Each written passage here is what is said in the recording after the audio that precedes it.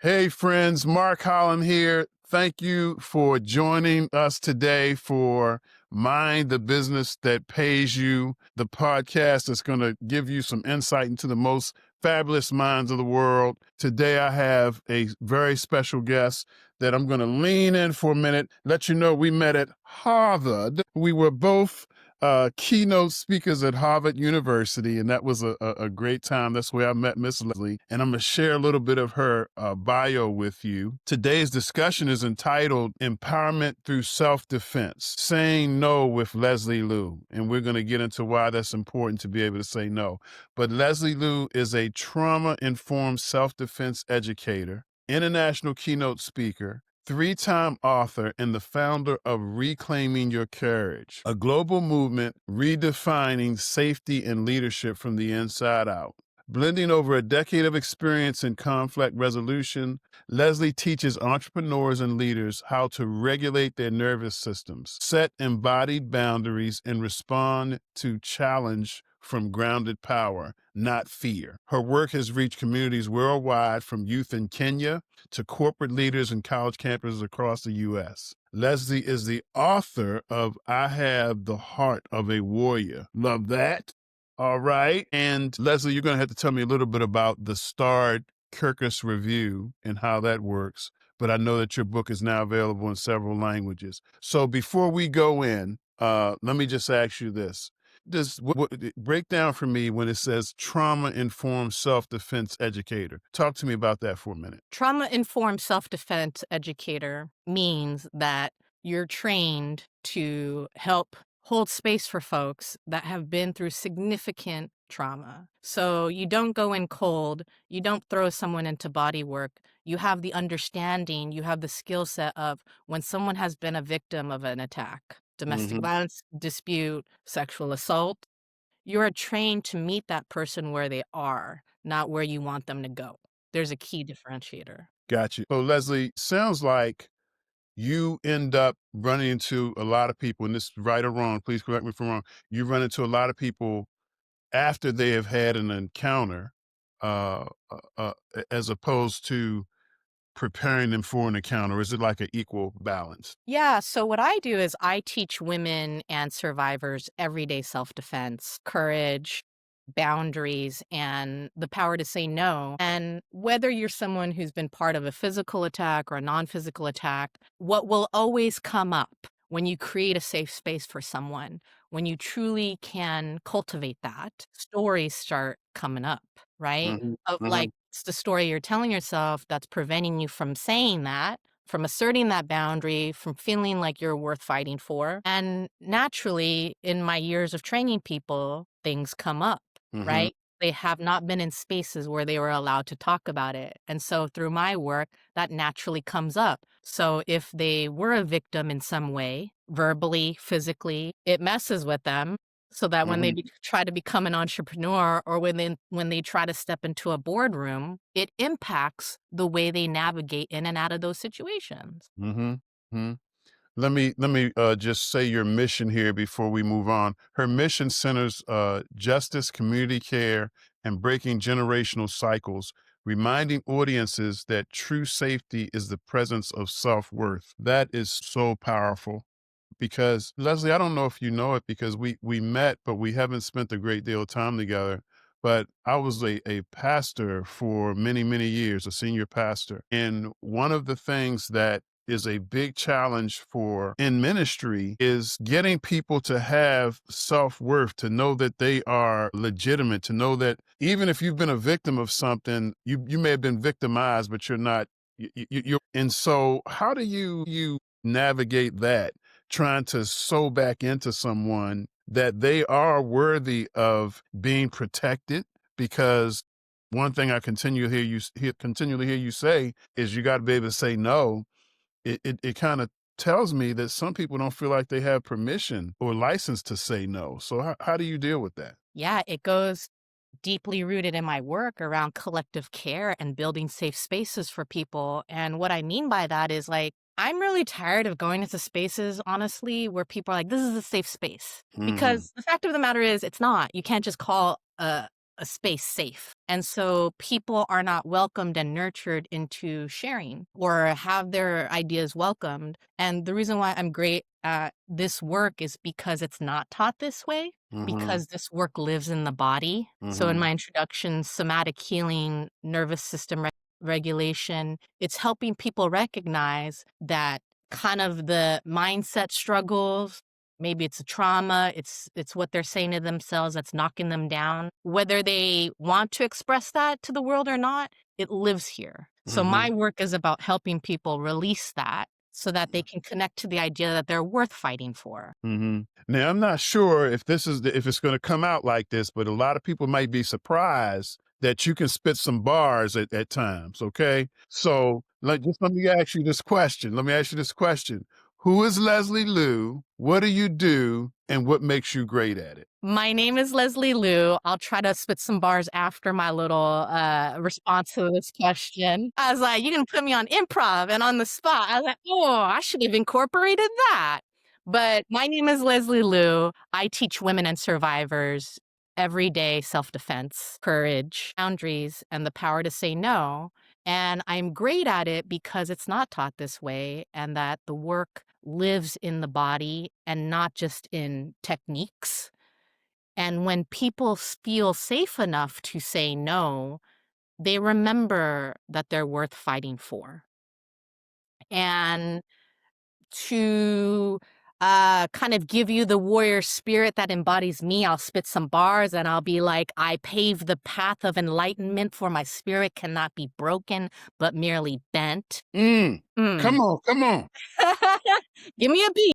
But that's me, right? That's that warrior spirit. And that's what this is. It's really about embodying all of this. And so when someone has a problem with saying no, I help them unlock this It's embodied good. safety, this embodied presence, because it's in all facets of their life, right? It's everywhere. It's on the streets, it's in the boardroom. So it's about me helping them put all of it together. I love it. I want to remind our listeners that Leslie can be contacted. Her website is www.reclaimingyourcarriage.com, and it's written right under her name there. I can be contacted by reaching me out at www.drmarkholland.com. And so let me ask you another question, Leslie, because what I found is when people have a passion, there's something behind it. And so can you share your journey and what inspired you to focus on teaching self-defense to women and survivors, especially in the context of asserting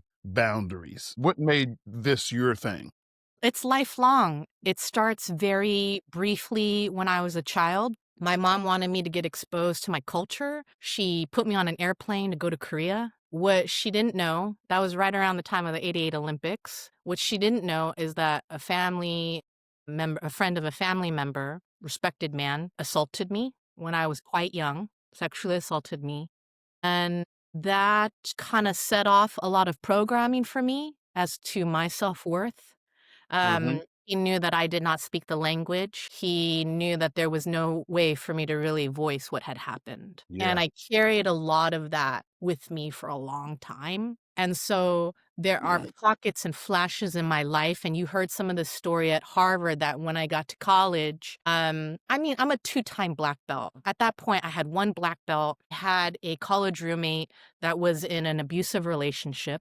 And I just remember those piercing screams at the end of the hallway. Leslie, I need help. Help me.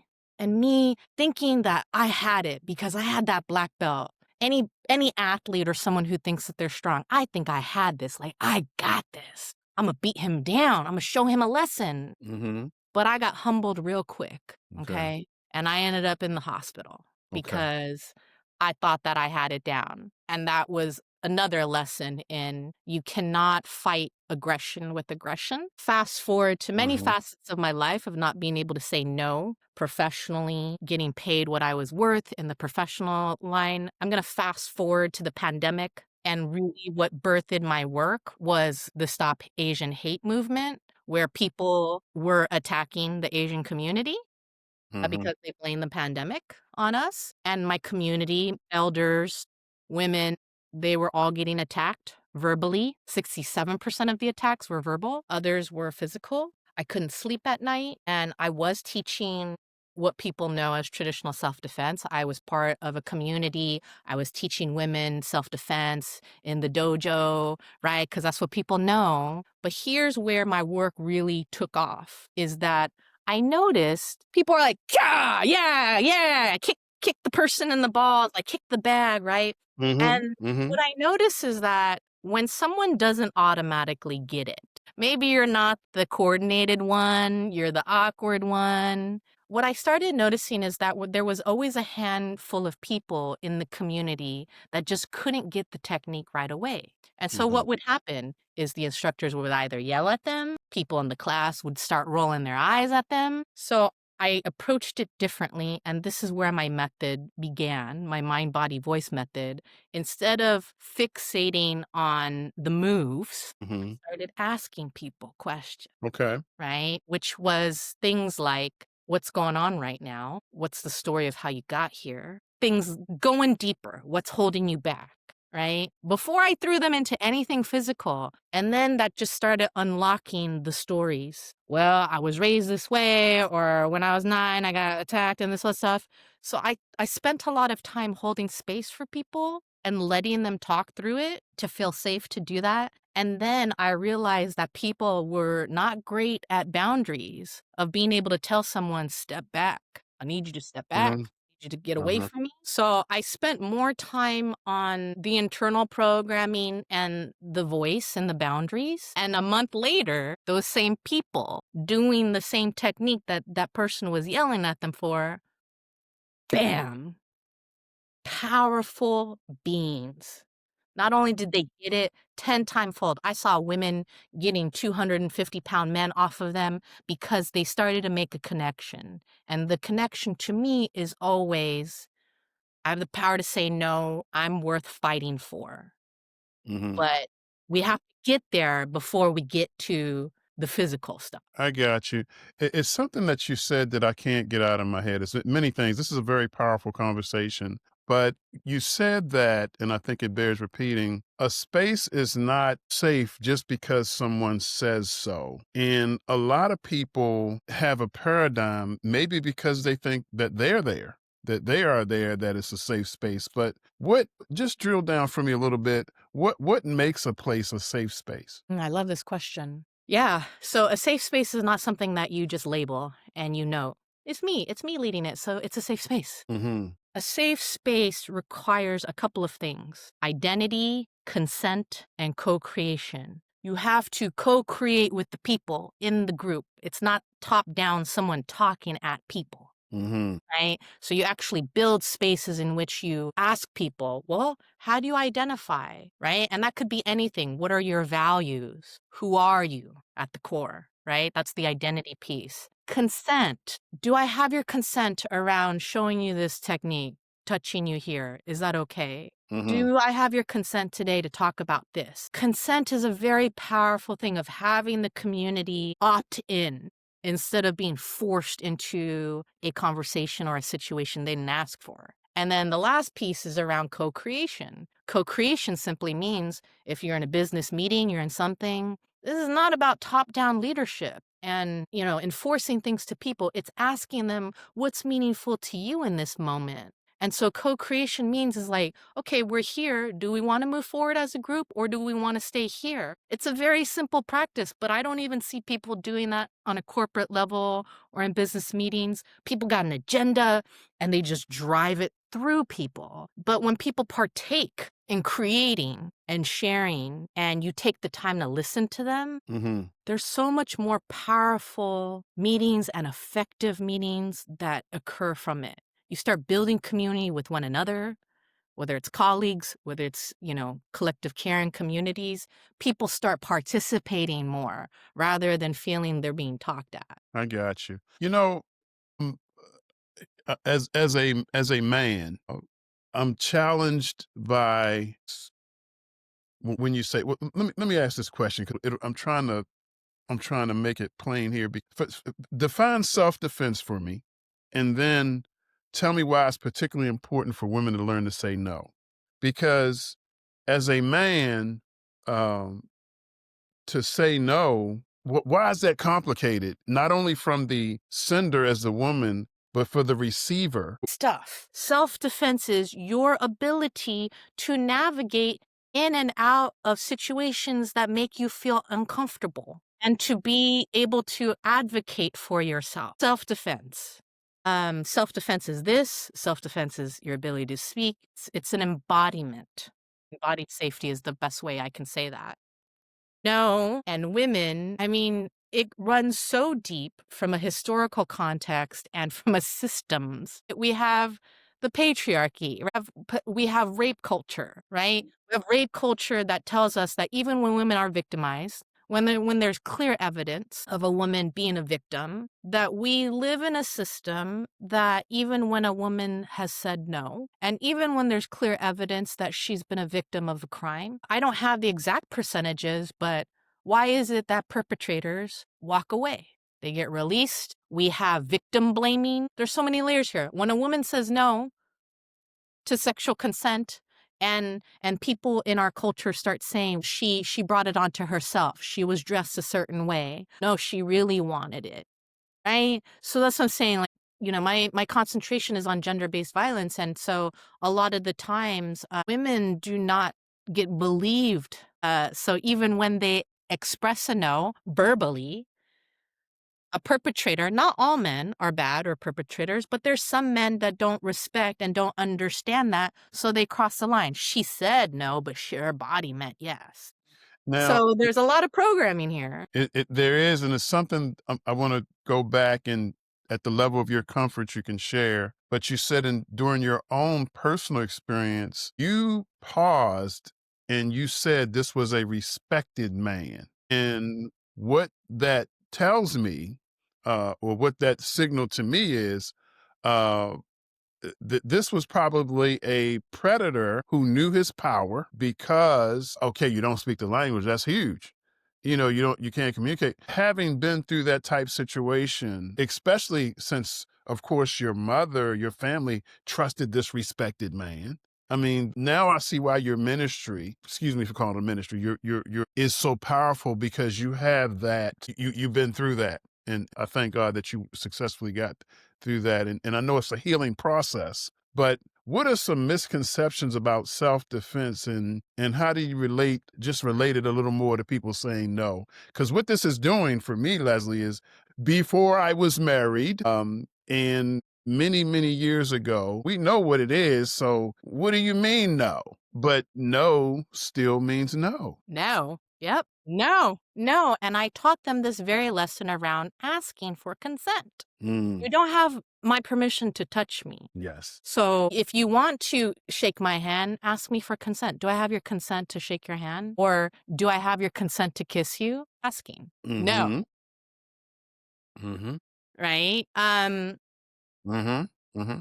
So in my mind, my family's going to be like, there's no way he did that to you. And I think that's what I always try to challenge is that like most of the perpetrators in communities are people that are closest to the victim. So Mm-hmm. that's one misconception I want to break down for people who believe like, that's not going to happen. That's not going to happen. Most of the time, the perpetrator is someone who's well known to the family and the community. Yeah. And we just don't talk about it because we sweep it under the rug.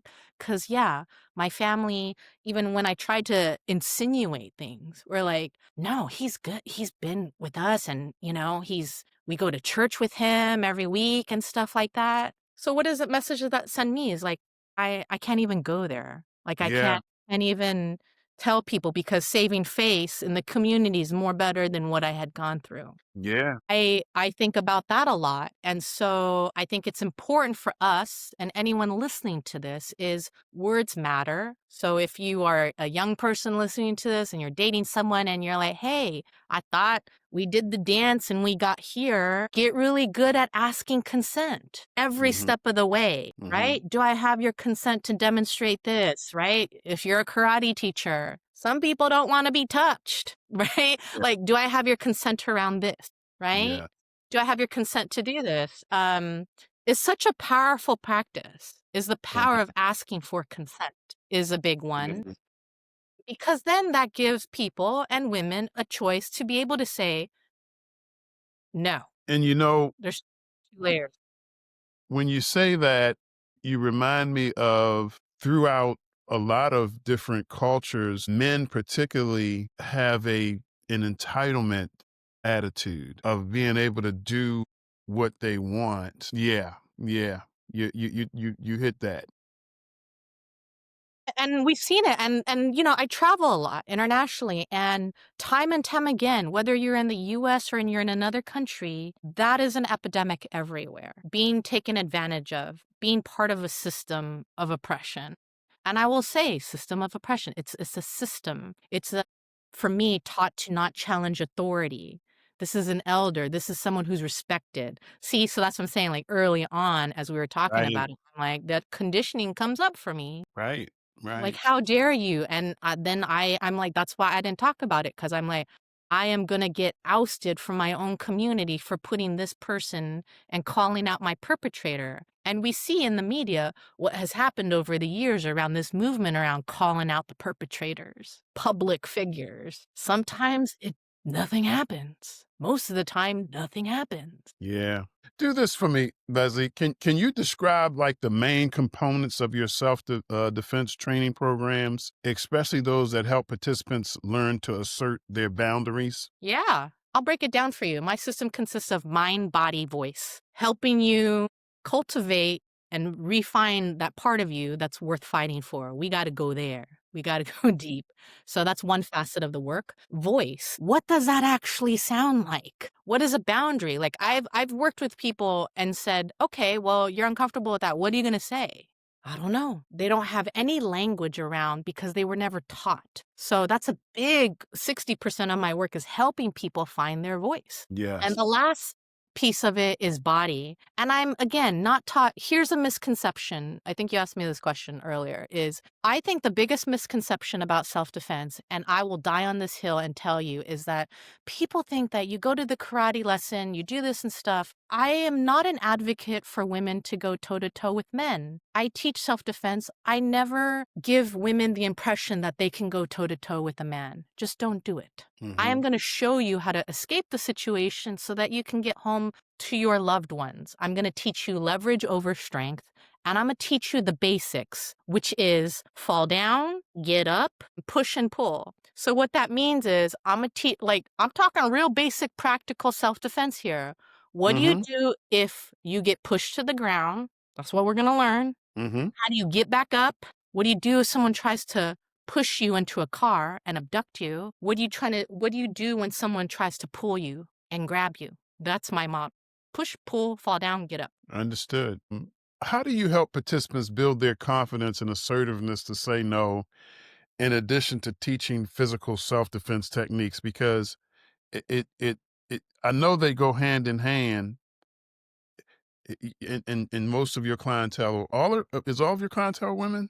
Majority, I do teach workshops that involve men because, like, hey, a women empowerment movement, what I learned is not simply about women. It's about teaching men how to become allies to us. So I do Yes. work with men as well. Okay. So that mental part is the self-confidence piece. And so I guess that's a big piece of your program. Absolutely, is finding reclaiming your courage, is helping people find and unlock those parts of them. It's in there, but something happened along the way. And so, whether it's all these magical moments that happen, is that when you start giving people a framework of like, well, let's start talking about the situations you're coming across. Okay, what is blocking you from pushing back on your client who's trying to hijack your time or not pay your worth? Like, what's going on? So, there's benefit into that is actually helping people with scenarios. So that's where my work really thrives is when people have situations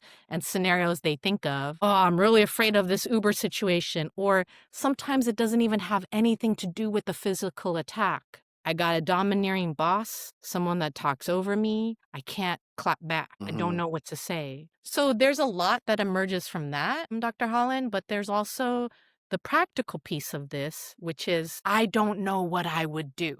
when I ask basic things like, "Do you know how to properly fall?" Hmm. So teaching a woman how to properly fall is something that's gonna help her as she ages, even if she never gets physically attacked. If she's ages and it prevents her from breaking a hip, it helps her age well, it's worth Sure. it. But the fear, well, I'll take falling, for example. The fear many people I work with have just over falling.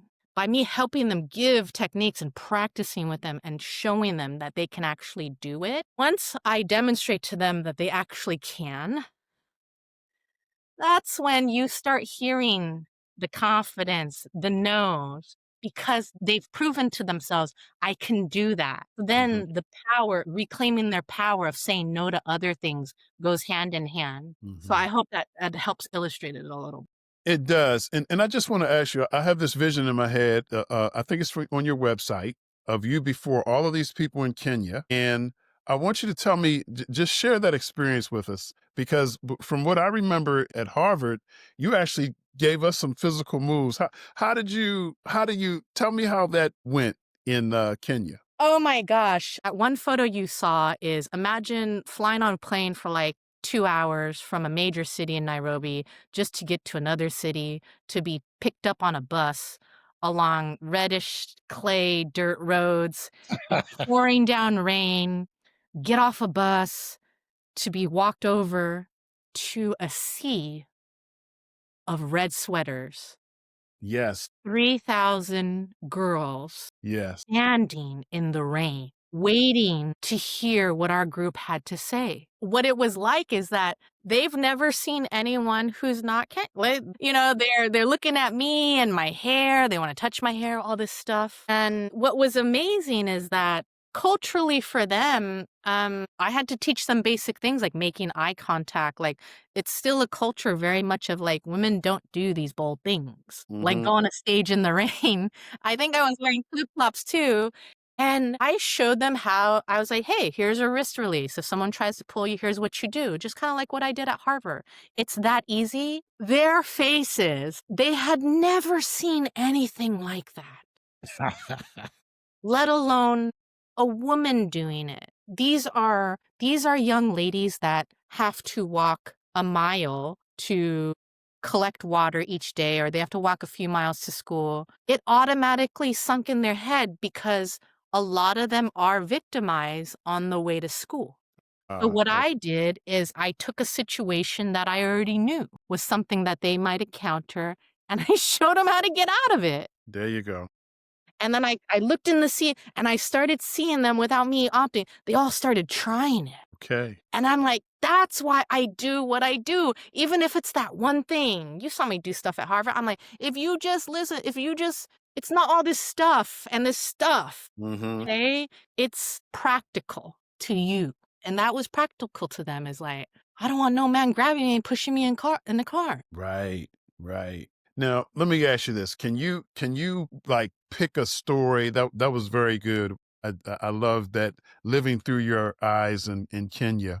But even back here in the States, can you share a success story from a student who overcame some difficulties in saying no after your training? Absolutely. I think the misconception is people think, oh, you work with young people, but I worked with an executive woman before Hmm.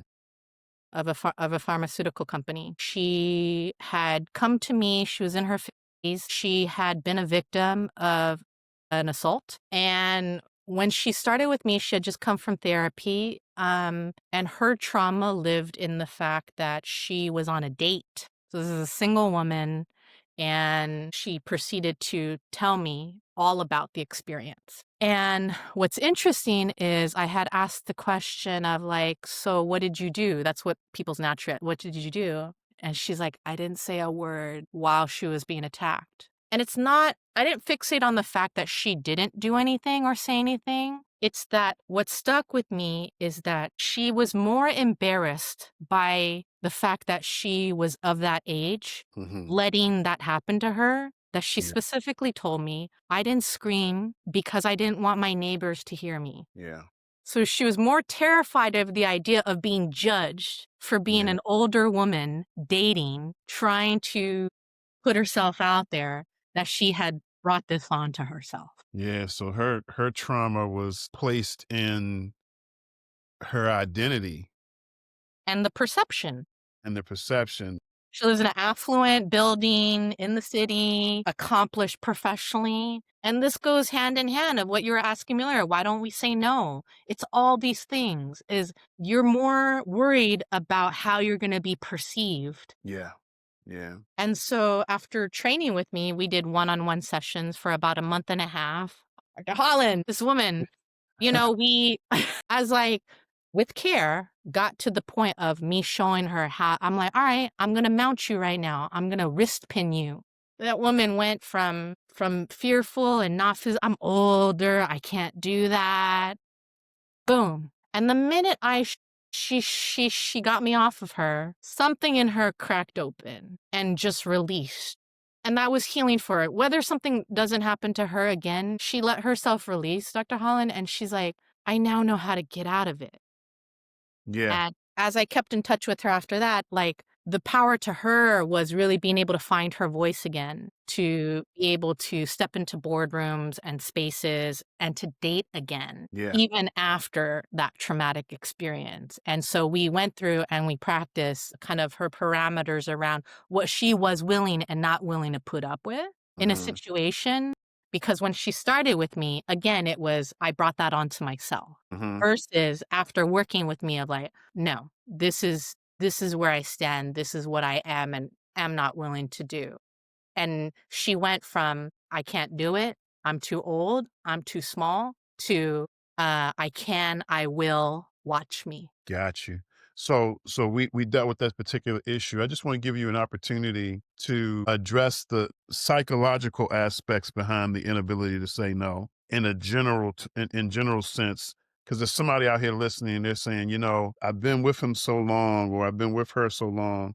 Because even though I know you do this for women, we men, we take on what we can too to learn. And just psychologically, is it a framework that exists to say, it goes back to how we started out the conversation. Am I worthy of protection? Or did I, as this person we just talked about, did I put myself here and now I deserve whatever I get? Absolutely. It's I'm not worthy of protection and I'm not worthy of love. Those Mm, are two things that come up time and time again in my work with people. wow. So that's where my work lives. That's why I work with people.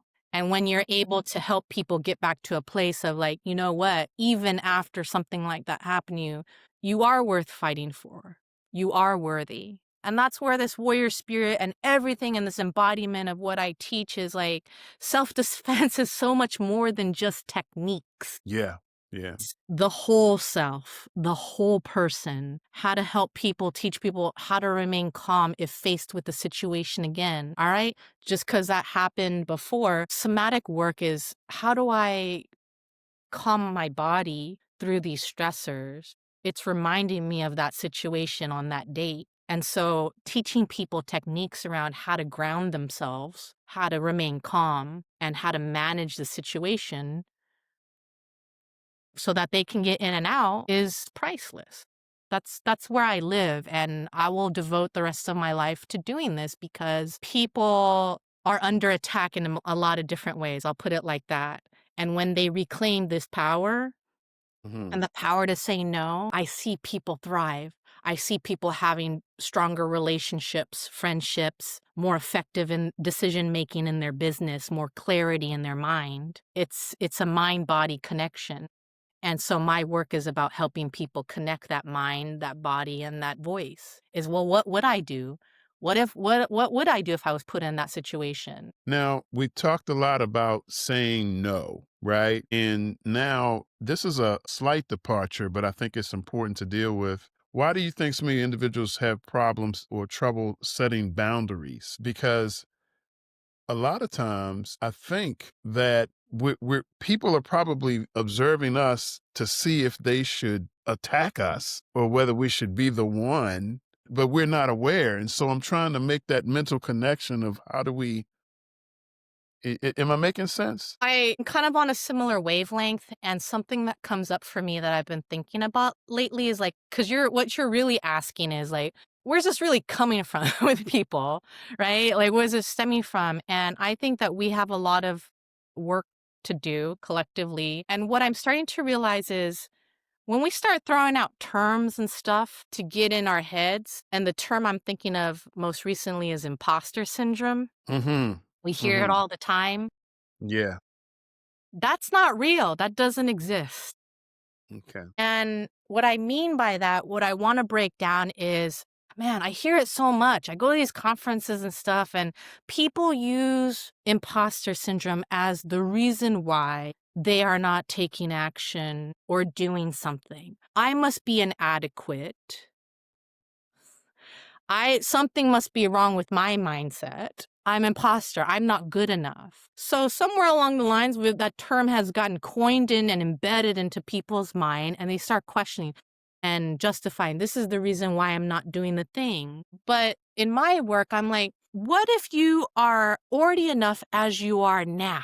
Hmm. That's what it is. We should be spending more work on what are the actions and the micro actions that I can take rather than, oh yeah, it must be burnout or it must be imposter syndrome. I must not be strong enough. When all my clients bring up this imposter syndrome of like, I'm not strong enough, I'm not good enough. And I think that that dilutes our confidence when we attach it to a thing. I must have this syndrome. When I'm like, research wise, it's not a thing. Imposter syndrome isn't a thing. So stop telling people it's a thing. So if I take anything out of the last couple of months in my work, it's like, stop calling a place safe that is not. You can't just label a place safe. Right. That's why people aren't, your programs are not taking off, your communities are, a little bit static because you're putting people in an uncomfortable position, whether you know it or not.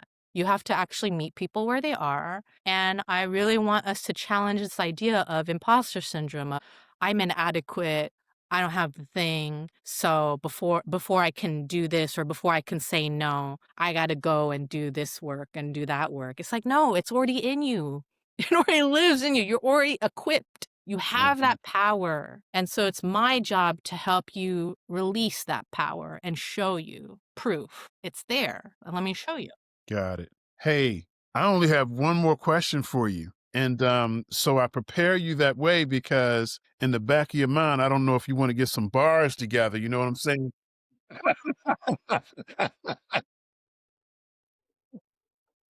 'Cause I've been working on a little beat over here. So No, I gotta start playing with something for the mind the business that pays you. I'll do your new theme song. I don't have it with me right now, but it's I'ma all come up right. with It's all right. If we something. need to reconnect, it's fine. But let me just ask you this one last question. What is the one key takeaway that everybody that experiences every woman, every survivor, when they leave your program, if you could boil it down, one key takeaway that you want them to leave with? You are worth fighting for. Yes. Economically, spiritually, emotionally, financially, physically, all of the above. You are worth fighting for. Yes. Well, Miss Leslie, who I met at Harvard, it has been a pleasure having you on this program today. You provided us with some excellent information. We're going to cut it up and put it in some reels and get it out there. Is it, once again, everyone, reclaimingyourcourage.com. Leslie Lue, young lady that I met at Harvard who just tore the whole auditorium up, and I had to connect with her. Never knew that it would come back down here because who knew I would have a podcast. But boy, am I glad that we connected. And thank you for the treasure of your experience. Is there anything else you'd like to say before we sign off? No, I'm just, it's an honor to be here and I have so much gratitude. And I welcome anyone who listens to this. I'm happy to hold space. I'd love to hear what's come up for you. What is percolating? Because it's something. That's Because right. people don't talk about it in this way. So I'd be curious for anyone listening, like, what do you got percolating? Because it's going to be something. That's right. That's right. So stand by, Leslie. We're going to sign off, but there's a couple things I need to do with you. Thank you all so much for attending this episode of Mind the Business That Pays You. Share it with someone. Give us some comments. We appreciate you. And know that no matter what you're going through, you are worth fighting for in every area of your life. God bless you.